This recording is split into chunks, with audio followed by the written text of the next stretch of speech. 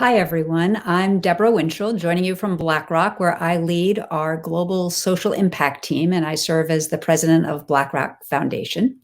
And I'm delighted to be here today with a really great panel. And as we're focusing this whole section on the intersection of technology and financial health, I'm really excited for us to have a chance to dive into short-term savings and the critical role that it plays in building, protecting, and sustaining financial health.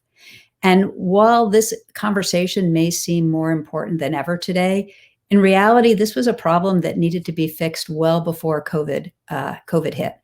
And that's why we launched the BlackRock Emergency Savings Initiative to help pilot, test, and to build short-term savings innovations in partnership with several of the colleagues you're about to hear from today on the panel. So without any more introduction, let me just quickly introduce our terrific panelists.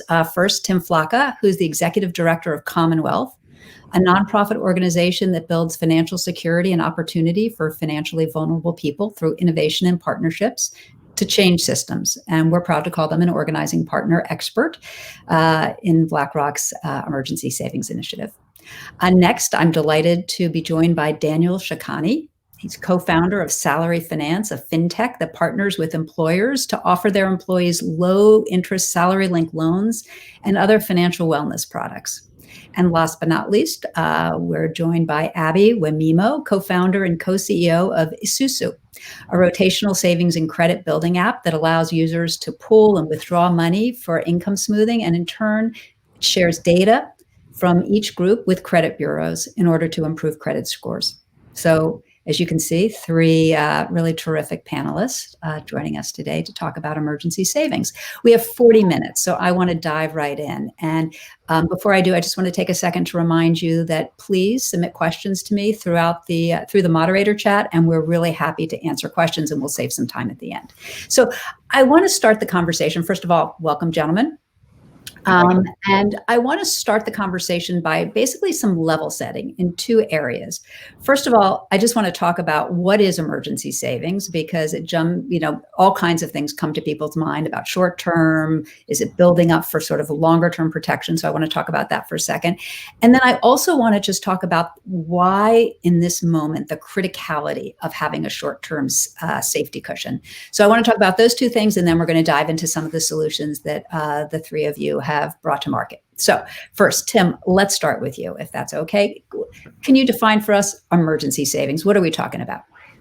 Yeah, the key thing that I think is easy to miss and is worth highlighting is what you alluded to. It's not about building something up over time. It's about this ability to build up a stock and then draw on it when you need it and then build it back up. And when you have that kind of access to ability to build up and draw down savings, then you have a sort of first line of defense in your financial life. The other thing I would say is that sometimes we think about emergency savings as a sort of a break the glass moment. You know, this thing we wait till a really big crisis and then we smash through the glass and grab the axe. And I actually think of it a little bit more like a shock absorber, something we're constantly using to smooth bumps and manage day to day. So those are some thoughts. Abby, do you want to add anything to that? Absolutely. I view emergency savings as more or less just as a surety fund, whereby folks can access that capital in the event that there's an emergency. So there's this school of thought, I think Tim rightfully alluded to, whereby it is, emergency savings is categorized as, your piggy bank and you can knock on it, but rather it's just liquid assets you can gain access to whenever you need it. Daniel, I've had some conversations with colleagues of yours in the UK where they've described it more in this sort of break the glass moment. Really curious from your perspective, how do you think about emergency savings when you guys think about it from really the perspective of salary finance? Yeah, sure. I mean, it's a really interesting topic, and particularly how it's defined in the United States, where we operate, as well as the UK. So when Tim talks about savings, of course, we all think about it in America 5 years ago when we started the company as savings around your 401k, your retirement savings. Whereas really the savings are essential now, are actually the day-to-day costs and the emergencies that most people are facing. And frankly, unless you can get that right, you can't save for the future. You can't have the opportunity to even have a pot at the end of your retirement to retire with dignity. So this is a challenge that we have tried to address from our start, right at the beginning of this company. And I think all of us, frankly, have an opportunity to make a difference, not just on this call, but the community out there hearing us today as well, to make a difference, particularly in the employer and employee channel in the workplace. So we're definitely going to get to the employer channel as we move into this conversation. So hold that thought for a second. But if we think about emergency savings, we're sort of talking about it in two ways. One is a cushion for sort of day-to-day events where you might actually need that buffer for an unexpected situation, but also as the foundation for building perhaps longer-term savings as well, which we know is so critical to the future. So if we're thinking about this role that short-term savings can play, yet we're in the middle of this remarkable economic crisis and personal crisis for so many people, whether it's financial or health. How can we be talking about savings? So before we go directly into that, Abby, can you help sort of frame the context for the situation we're in right now? Because there's so many threads: the health crisis, the economic crisis, all of the sort of structural foundational issues around racial inequity are all really coming together and I think bearing themselves in this moment. Can you talk a little bit about the context of where we are and why this matters so much right now? Absolutely, Deborah. I think for us to talk about where we are, we need to go back down memory lane a little bit. So I think what we're dealing with, particularly from a racial wealth gap standpoint, we're dealing with a symptom of a larger disease in our economic system, in the United States and globally. And we're owning particularly on Black families and Latino families. The stats are pretty staggering. The average white family has 10 times as more wealth than a Black family in the United States. And the legacy of slavery, of indentured servitude is essentially the theology of this crisis. We've seen situations whereby exclusionary policies from limited federal mortgage loans, redlining for African Americans, and systematic exclusion from the federal housing authorities in 1938 has led to what we have today. The biggest wealth driver for a white family is home ownership, and today for Black families, which were excluded during those critical times, there's nothing to bear. So if we think about the current context, we're dealing with a systemic issue, particularly for Black families, and where we find ourselves is a compounded problem we all have to address. And tactically, what is going on right now is folks are not getting enough income. We don't have enough banked people, particularly African Americans. There's a statistics out there like probably over 50% of African Americans are not fully banked. So for us to talk about savings and where we are from an emergency standpoint, we need to look back and go down memory lane to think about the systemic nature of the disenfranchisement of African Americans and what that is causing in society today. And I might add, it's no surprise that over 60% of African Americans today don't have $400 in their bank accounts, which is an utter shame for the wealthiest nation on the surface of the earth. Tim, I know you've also done some research recently using Fed data around this incredible gap, wealth gap. Do you want to just add a little more context to this?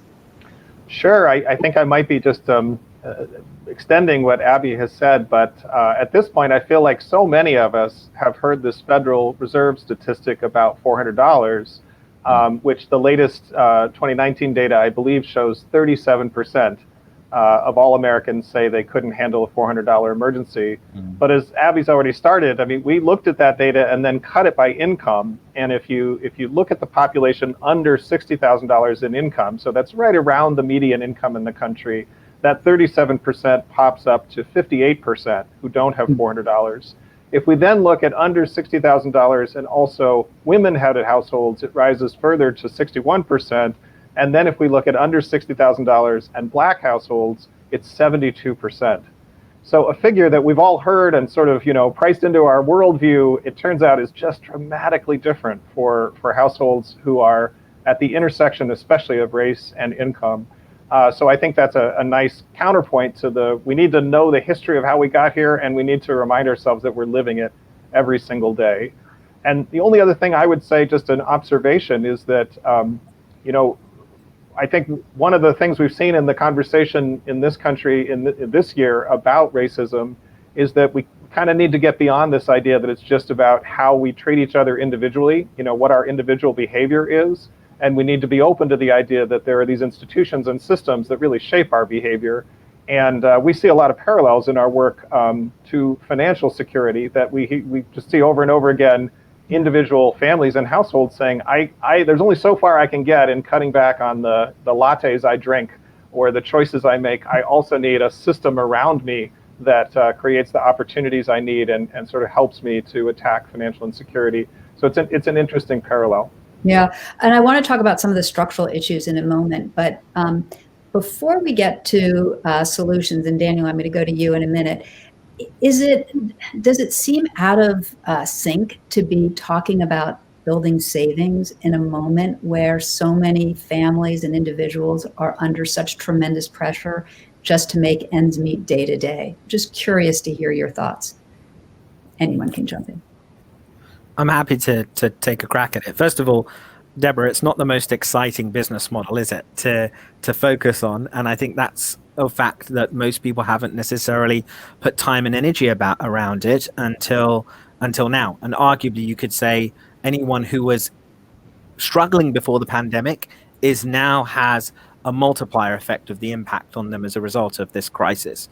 So there's no doubt in my mind that, sadly, the change that happens in society sometimes happens when there is such a troublesome period that we are having now. So I do think sometimes this will lead, hopefully, while it might be short-term pain for some, longer term, structurally, and both from a governmental standpoint, but also private companies can really combine efforts to try to make a real dent in this problem. And I truly think that we should be looking at the positive in this crisis and look at how collectively we can all come together to actually collaborate and create programs that really do make a difference.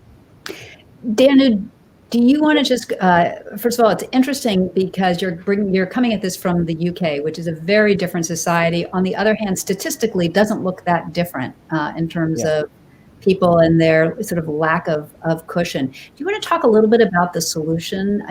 One of the things as I look at the title of our segment, the intersection of technology and finance.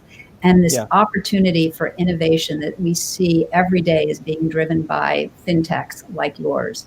Can you just talk a little bit about what the impetus was and how you're bringing solutions to individuals? Yeah, sure. So the company I represent is Salary Finance. And ultimately what we do, we are a social impact-led business, which is focusing on enabling, as a point solution is how we started, employees to access affordable credit. And fundamentally, if you look at typically how lending models tend to work, we put a lot of emphasis on an individual's credit score, their FICO score. Now, as a result of that, it means that there is a natural bias towards those that earn less ultimately tend to pay the highest levels of interest. So that is effectively the problem we were trying to solve. The way we did that as a company is ultimately to work in partnership with the employer. And as many of you know from things like the Edelman Trust Index, trust is extremely high between employer and employee. So as a benefit, it operates through the employer, which is at no cost to the employer and at no cost to the employee, allowing them to access credit, but in an affordable way. And in doing so, we ultimately able to lend to them. Typically, the application process takes no longer than about 7 minutes, but you can process an application and have the funds into an individual's account in the United States within 24 hours typically. In the UK, it works faster because we have a faster payment system. The byproduct of that is that ultimately we can save the average employee about $1,000 in interest rates. And as a result of that, get them out of debt 12 to 24 months more quickly. And then, of course, that means we can report their repayment of the loan to the credit bureaus. You tend to see an increase in credit score anywhere around 30 to 40 bips, and that's can be quite significant, specifically when you're going from subprime to prime. So that is the model, but then that really plays into the conversation around savings, because if you're paying less interest, and a large percentage of people do typically use it for the power of debt consolidation, paying off high cost credit. And of course, that typically tends to be in the worst form, a payday loan. And we've experienced that problem here in the UK. Once you've been able to get someone out of debt, then they have the option to even consider savings, which may have not been an option before. And I think that's the critical point here. When you touch on the behavioral challenges, it's about when you give people the option to save. And typically, when you give them the option to save at the beginning of that journey I just set out to you, the more likelihood is they are going to save than trying to save at some point down the line, if that makes sense, Deborah. Yeah, absolutely. And it's interesting because your entry point is via the employer. Abby, there's so much conversation, particularly this year, around sort of community as people are facing these overlapping crises. Can you talk about the model you built through Esusu, which comes in from a very different angle? Absolutely. So I think it's important to talk about the theology of our name. Esusu comes from an African saying, particularly the Yoruba culture in Nigeria, that if you want to go fast, you go alone. But if you want to go far, you fundamentally go together, because our futures at the end of the day are all tied together. So what we do at Esusu is quite simple. We form groups of people together, they put money, and then they take turns taking that capital. We also have individual savings accounts, and we report those transactional level data into the credit bureaus to boost people's credit scores. During the course of our business, we've also learned one of the biggest levers for individuals is essentially having access to credit. So in addition to that, we now report rental data, which is the most expensive run rate expense for individuals on a monthly basis, into the credit rating agencies to boost or establish their credit scores. This is not a far cry, and just to underscore what Daniel just said, when my mother and I came to the United States, we didn't have a credit score. We walked into one of the biggest financial institutions in Minneapolis, Minnesota, which has been the epicenter of all the racial crisis going on in the United States, to borrow money, and we were turned away just because we didn't have a FICO score. We had to walk down the street and borrow money at over 400% interest rates from a payday loan lender. My mother pawned my father's wedding ring so we can get his fighting chance and a starting point in this country. So we started Esusu on three core principles: where you come from, the color of your skin, and above all, something like your credit identity should never determine where you end up in life. So really, the focus for us is how do we get clusters of communities to save together, and in the events they can save, how do we increase the leverage, which is debt in this case, cheap debt, which has been the biggest driver of wealth in the United States. So that's what we do. We believe a concomitant approach of savings and building credit is one of the best ways to essentially pave that permanent bridge to financial access and inclusion for everyone. It's so interesting to me. Your models are very different, but they're both built on two things. One is relationships, yours with the employer, yours with the community, but that you're driven by technology. And Tim, I'm curious, because you work with a lot of fintechs and you've spent a lot of time thinking about this sector. Can you talk a little bit about why you think fintechs have been so powerful in making headway and driving change in this space around sort of financial inclusion and financial opportunity? Yeah, sure. Well, I was just thinking, listening to Daniel and Abby, that they sort of draw out some of the best qualities. I guess this is perhaps repeating a little bit what you're saying, Deborah, but rethinking or thinking differently about what the distribution model and the business model for something like savings could be. And this just seems like an important point to name, that it's very, very difficult to make money on allowing people to store up small amounts of money, which they can then draw down very quickly.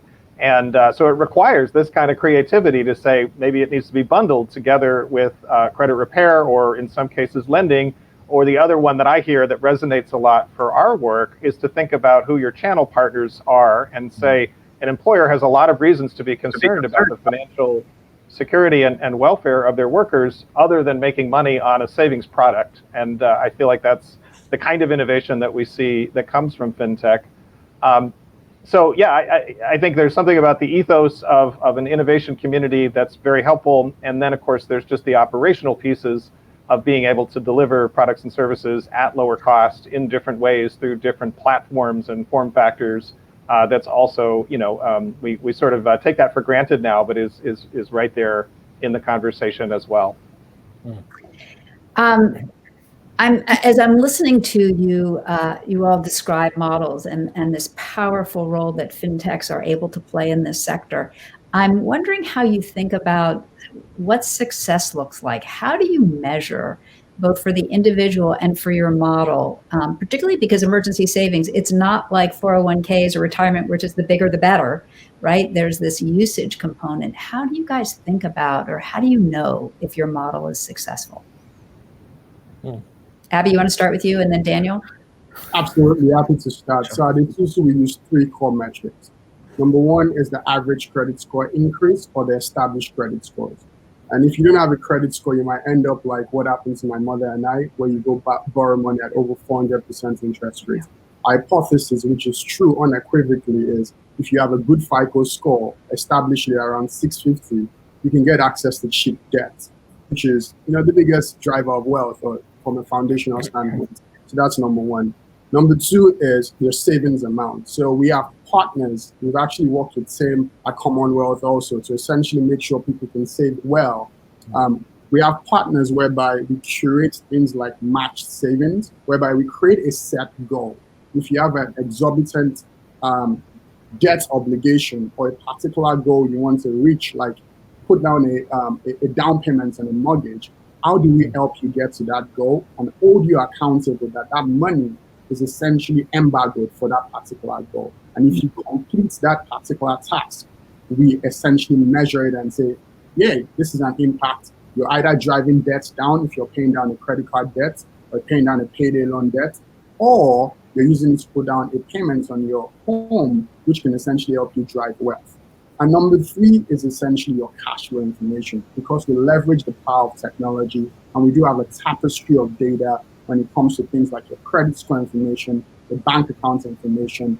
If there's a strong correlation and an habit change of you not missing monthly payments and constantly depositing that amount, what we do see is the first 3 weeks to 6 weeks of our initial savings habit is usually late payments and overdraft fees, which we talk about and help cover. But in the event that changes over the course of the savings duration, which is usually 6 to 12 months, we are able to say this person is changing their behavior and is a long-term saver. So 3 things. Number one, establishing of credit score, more leverage to either pay down debts or do things with wealth building. And number 3, behavioral change, which we think is quintessential to solve this crisis. Thank you. Daniel, curious from your perspective, how you think about this knotty issue?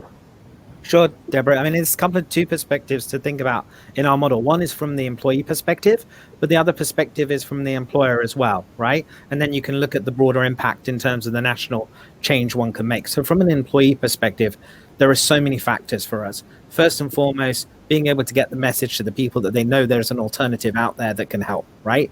That is frankly half the battle once you're actually working with an employer. And I would say 5 years ago, when we started the organization, it was unheard of. I mean, it was like moving a herd of cows across a field. Some people were very quick to embrace new ways of doing things. And those were the organizations that really wanted to think about financial well-being as one of the core pillars of well-being of their organizations.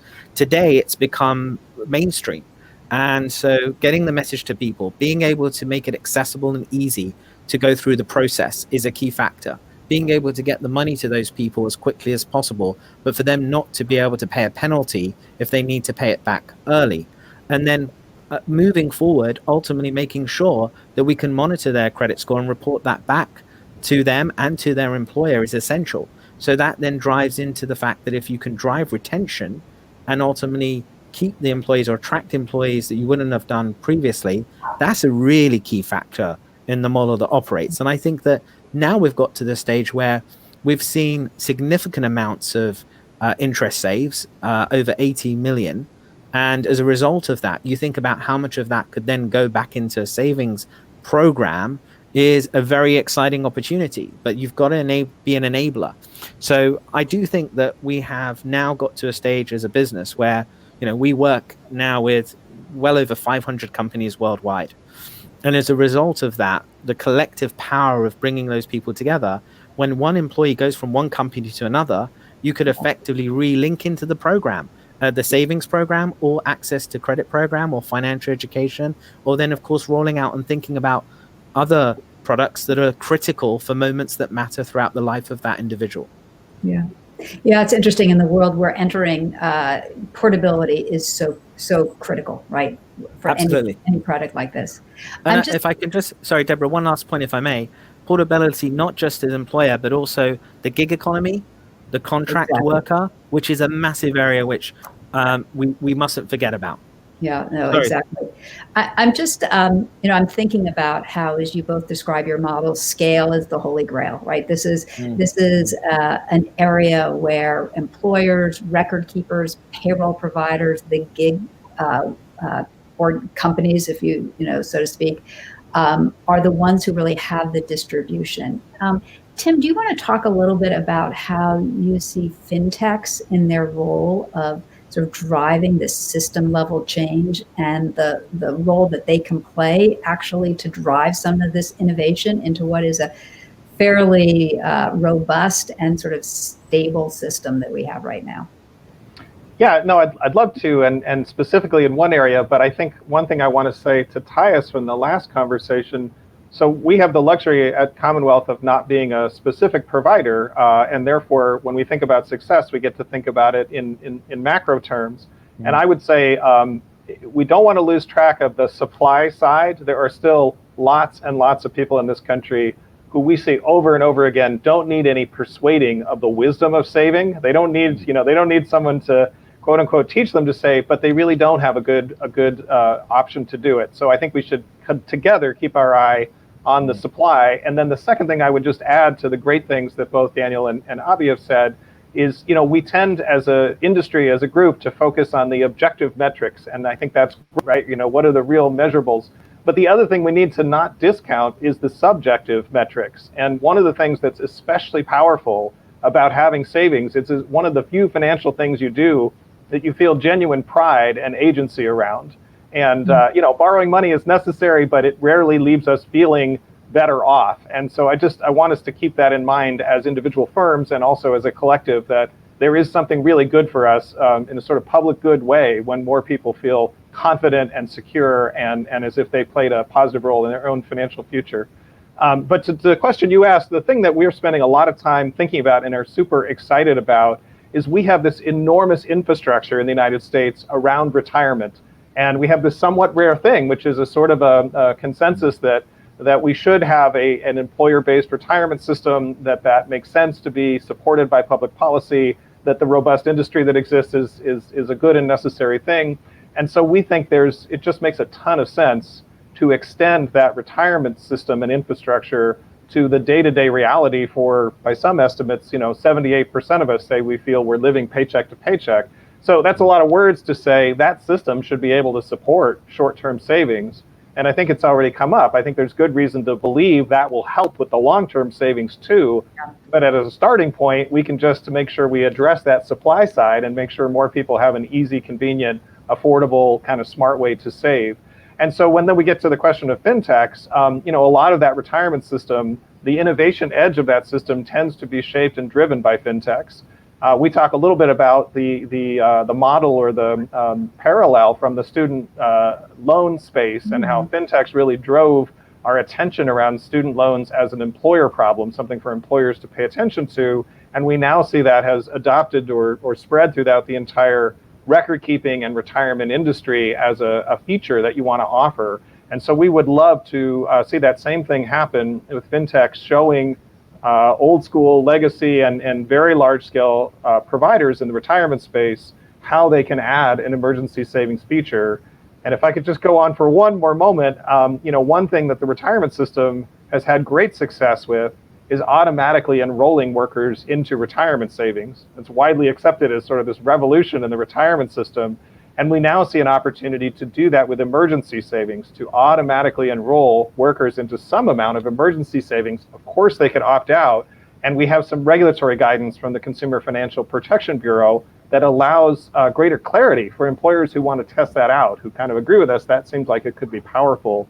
So there's an invitation I want to shamelessly put out, a kind of a plug for innovators and employers and record keepers who say we should really test that out and see what we can do if we opt people automatically into emergency savings in the workplace. Yeah.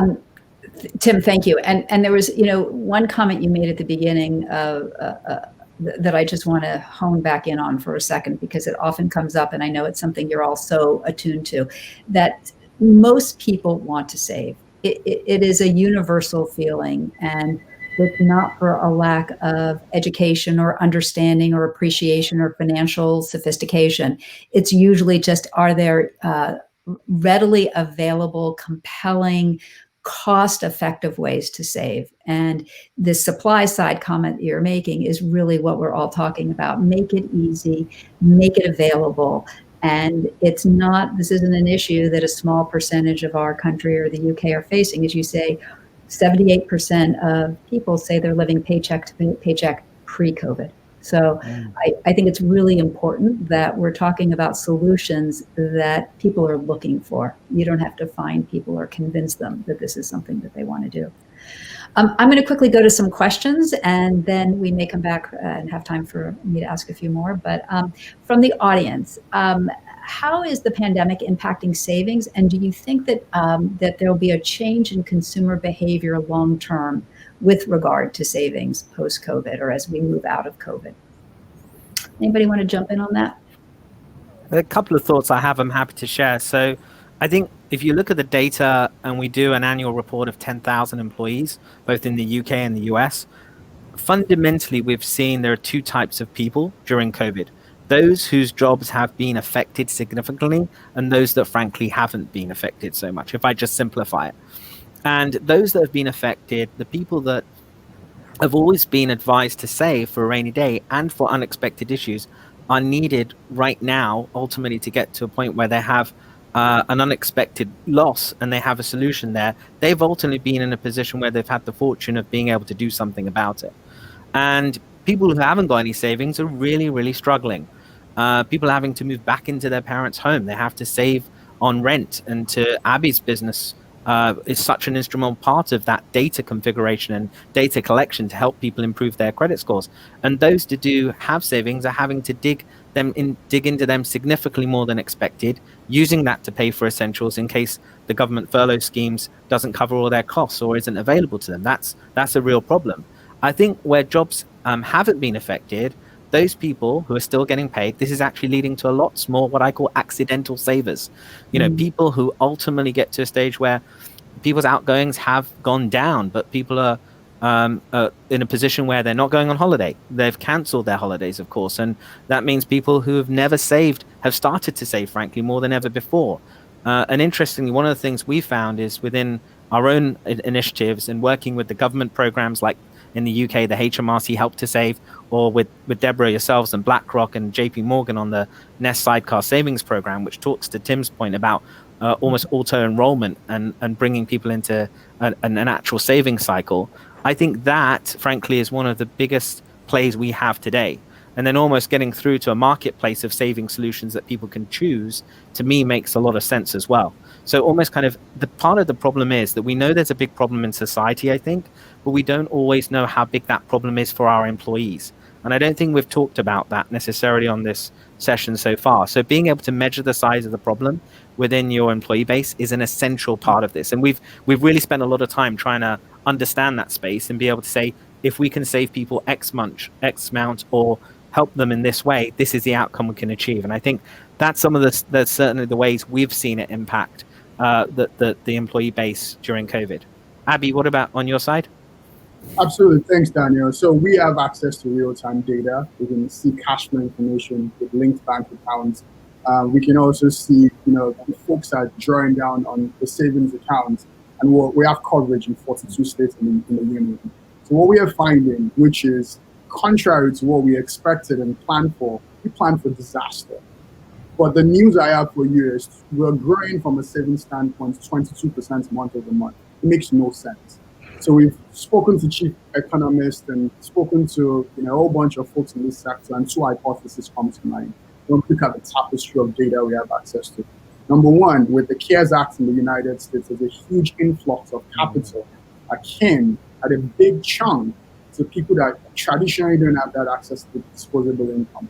Although there are adverse effects from people being laid off or furloughed, what we're finding is people are actually doubling down on liquid cash.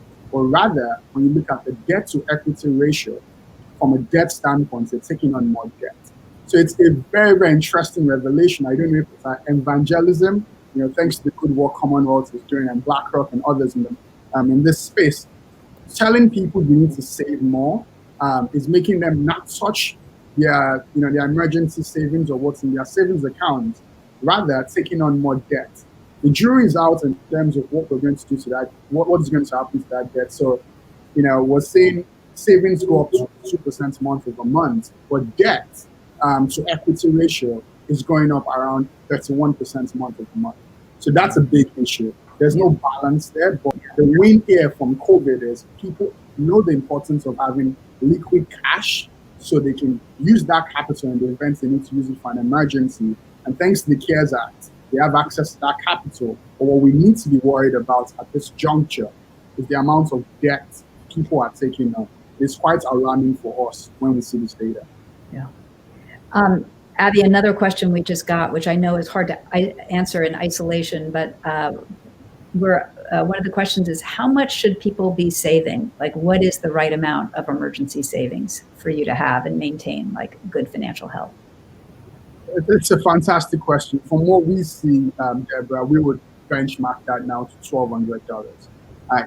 It's very audacious compared to what the Fed says at $400. Right. We are benchmarking it because we have cash flow data in terms of what people are spending and their obligations. We've also heard stories and data-driven impact of emergencies themselves. In the United States, the biggest driver of bankruptcies is medical bills, right? And so we are having to see, we need to push the goalpost on this, glorified $400 figure, although not reachable for a lot of people right now, but we need to be more audacious. We should never waste a crisis like Warren Buffett talks about. Let's push the goalpost from $400 to $1,200. Why not? When you have a crisis, that's when we have the New Deal under Franklin Delano Roosevelt. I think we should rethink the current structures and not just, settle for something small. And I'll quote a Republican president, although no affiliation. America is simply too big for small groups. We got to move from 400 to 12. Thank you for that. Another question that's come in, Tim, there was a question about investing spare change, the Acorn model. And I know you look at lots of different ways to drive savings. Are there other models that you've seen that help people put away that extra money? Yeah, gosh, there's so much out there. I guess, a couple of things that just general principles is when are the opportunities presented? How easy are those opportunities? There are different ways to frame them. So our colleagues at the Common Sense Lab and many others are experts on sort of behavioral, bringing a behavioral lens to it. But I would submit that some of the basics really matter here. Being present at the point of getting paid in the form of the workplace or the payroll company is really, really powerful. And so that's not an entirely revolutionary idea, but one that I'd encourage us to always look at. And I think, there is something about this conversation around dollar amount. We tend to focus more on just saving the activity as opposed to the amount. But I think there's something about normalizing, this touches on the concept of community, normalizing what are people like me doing that people find very helpful and very relevant. And there's probably a lot of ideas that can come out of that. If I could just have one thing, I happened to be looking at this today, so I think it's just really on my mind. This question of the response from the pandemic, it's a story of two worlds, right? Some folks have really been in a position to save and some folks are really not. And one thing we've begun to realize is that for a whole bunch of accidental reasons, the population that lives on very large federal tax credits, so the earned income tax credit, the child tax credit, this population actually may have spent next year's money this year. And I don't think they even necessarily know that. So, I think we need to keep our eye on what lies ahead, even as we all get tired of reading the same, in many cases, depressing stories. The other shoe is going to drop for a lot of our neighbors and fellow citizens, and we need to keep thinking about that. We are just about out of time. I can't believe it. And before I wrap up, I'm just going to ask each one of you if there's one thing, like in a sentence, given all the focus right now, public sector, private sector, on this issue around financial health and stability, if there was one thing that could happen that you think would really be pivotal to move us forward, what would that be? One sentence. Abby, I'll start with you. Absolutely. I think we need to go back to the concept of baby bonds. It's crucial because two major reasons. It will cost us $100 billion, 2% of the Federal Reserve budget. And that's only 8% of what we spend on defense. So baby bonds is only one of the ways we can equalize the deficits we have from a racial wealth gap standpoint and savings. Baby bonds. Daniel. I think the auto enrollment really for me is the key one. I mean, if you look at whatever metric you use to determine whether the UK has been successful at auto enrollment in pensions or not, I think broadly it's been very successful. And I think this concept of opting out as opposed to opting in is really powerful. So I would love to see a scenario where every organization is actually offering savings as a default option. And if you don't want to do it or you want to change the amount you want to save, you can just opt out. Opt out. Tim, that might have been your thunder. Go for it. Hard to follow those two. I guess my fantasy is that we could reach a point where basic financial security and liquid savings is not a personal conversation, it's a public conversation. And whether that's through political leadership or cross-sector partnership, we take an approach that we have so much at stake to have so many more of us have some basic reserve that it's time for us to think about this as a national crisis and a public issue, more along the lines of how do we get to the moon and less along the lines of just private sector innovation or just, individual behavior. Gentlemen, thank you. Thank you for taking the time to share your insights and your observations, and wishing you all continued success in against this really difficult and pressing issue. Thank you. Thank you, Deborah. Take care. Bye-bye.